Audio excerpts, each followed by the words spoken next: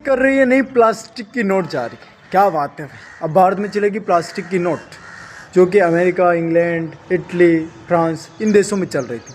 अब भारत भी इस पर राज करेगा। पर भारत पहले ये ट्राई कर रहा है कि पहले कुछ नोटें जारी करे, उसके बाद देखा जाएगा क्या होता है। उसके बाद ही जारी करी जाएगी 3,000 करोड़ नोटें।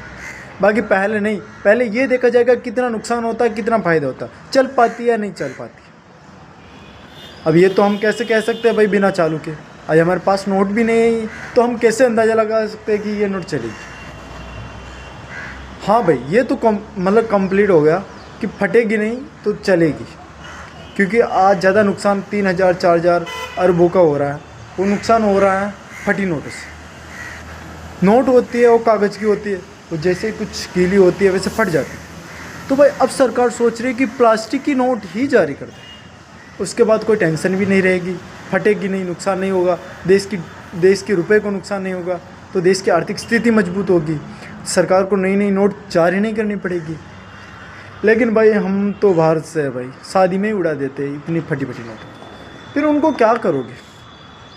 इसमें सरकार की आरबीआई की गलती भी नहीं है भाई। हमारे यहाँ शादियाँ होती हैं, वहाँ पर लाखों करोड़ों रुपए तो ऐसे उड़ा देते हैं, तो फिर वो पैरों के अंदर आते हैं, फिर वो ख़राब होते हैं, उसका नुकसान आरबीआई झेलती है। उनको तो कमा के उड़ाना हो गया और हमारे इस तरफ नुकसान हो गया। तो आरबीआई से रिक्वेस्ट है कि 1-2 जारी करो, ट्राई करो, फिर पता चलेगी क्या होता है क्या नहीं। हमारे पास आएगी तो हम भी अनुभव से बताएंगे आपको कि हाँ भाई अच्छी है, देश के हित में है, देश के लिए अच्छी है। और आरबीआई इतनी बड़ी एजेंसी है तो वो ऐसे तो सोच समझ के ही जारी करेगी। हम जैसे कि सलाह तो उनको 100 जन्मों में नहीं लेनी पड़े, ऐसा तो कुछ है नहीं। तो देश में लागू होनी चाहिए भाई, अपना देश है। जय हिंद।